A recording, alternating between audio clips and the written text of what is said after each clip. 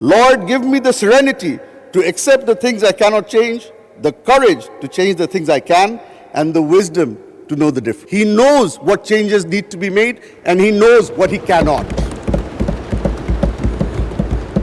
জনাব হুম্মাম কাদের চৌধুরী, আপনার সময় 7 মিনিট। ধন্যবাদ। বিসমিল্লাহির রহমানির রহিম।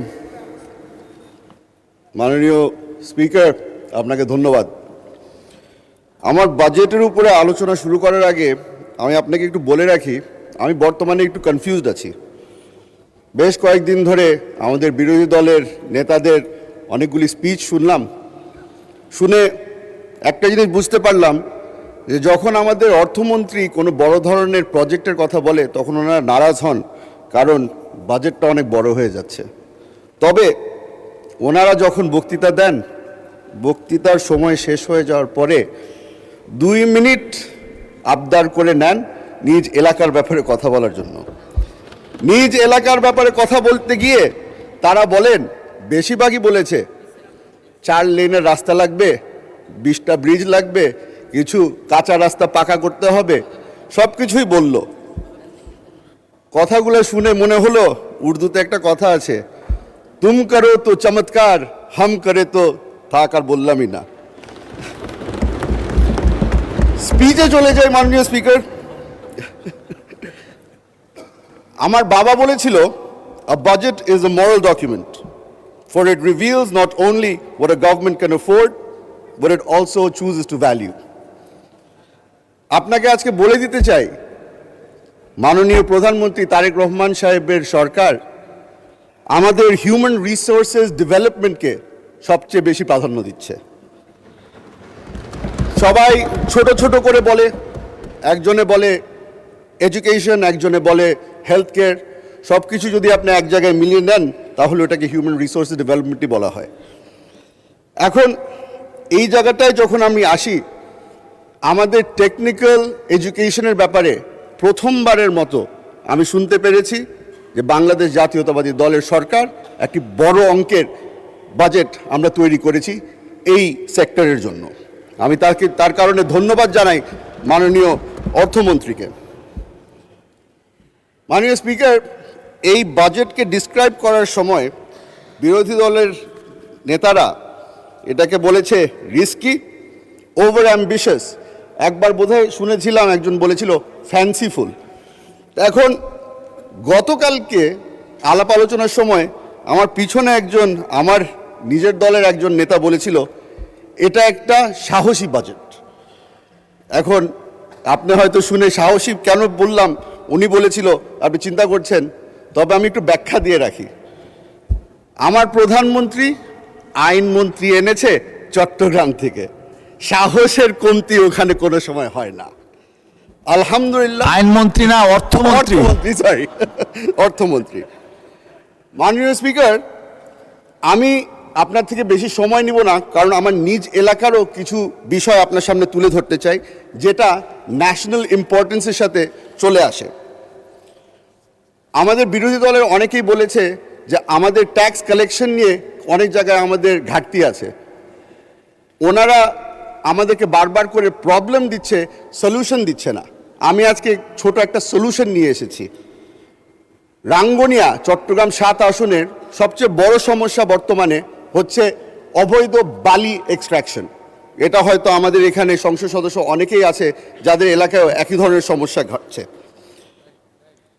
আমি অনেকে বলেছেন আপনাকে যে এই বাজেটটা খালি প্রফিট অ্যান্ড লসের ব্যাপার না। আমি একটু প্রফিট আর লসের ব্যাপারে আসি।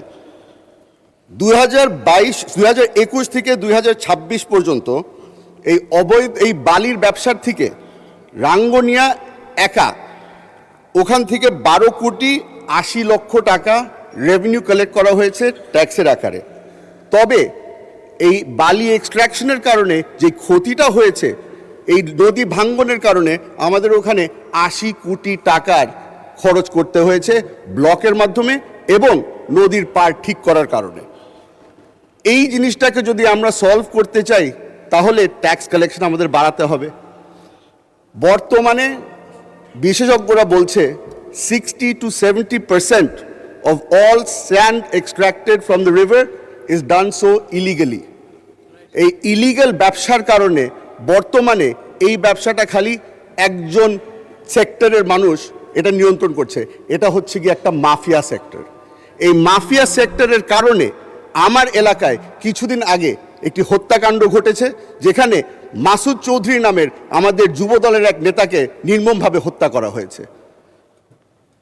এই জিনিসটা আমি তুলে ধরছি কারণ আমি খেয়াল করে দেখলাম যে আমাদের বর্তমানের হোম মিনিস্ট্রির বাজেটকে 6.2%-এই খালি ইনক্রিজ করা হয়েছে।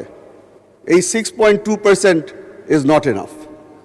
আমাদের বাংলাদেশের পুলিশকে যেভাবে করে আমরা দেখি বর্তমানে, তাদেরকে আরও শক্তিশালী করতে হবে। They have to be well equipped and well trained. মাননীয় স্পিকার, আমাদের একটা এখানে আমরা এখন অভ্যস্ত হয়ে গেছি, বর্তমানে একটা কম্পিটিশন চলছে।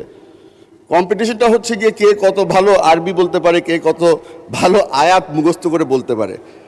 আমি ব্রিটিশ বোর্ডিং স্কুলের প্রোডাক্ট, আমি হয়তো অত মুখস্থ আপনাকে আয়াত বলতে পারবো না, তবে ছোটকালে একটা প্রার্থনা আমাকে শেখানো হয়েছিল, ওটা আপনাকে শুনিয়ে দিতে চাই। Lord give me the serenity to accept the things I can't change, the courage to change the things I can, and the wisdom to know the difference. আলহামদুলিল্লাহ, আমার অর্থমন্ত্রী knows the difference. He knows what changes need to be made and he knows what he cannot. The things that have been changed, আমি ওটা একটু বলে দিই। বাংলাদেশে গত 20 বছরের মধ্যে সোশ্যাল সেফটি নেট বলে কিছু ছিল না। মাননীয় প্রধানমন্ত্রী এই সোশ্যাল সেফটি নেট ক্রিয়েট করার জন্যই ফ্যামিলি কার্ড নিয়ে এসেছে। আলহামদুলিল্লাহ, মাননীয় অর্থমন্ত্রী আমাদেরকে ওটার জন্য ফান্ডিংয়ের ব্যবস্থা করে দিয়েছে। The things we can't change, আমাদের বাংলাদেশের ওনারা বারবার করে বলছে ট্যাক্স কালেকশনের উপরে আমরা নির্ভর। আমি ট্যাক্স কালেকশনের উপর নির্ভর না, আমি এফডিআই এর উপরে নির্ভর। আমি যে ব্রিটিশ বোর্ডিং স্কুলের প্রোডাক্ট হলে উর্দু ভালো জানেন, আরো 2 মিনিট বাড়ানো হলো।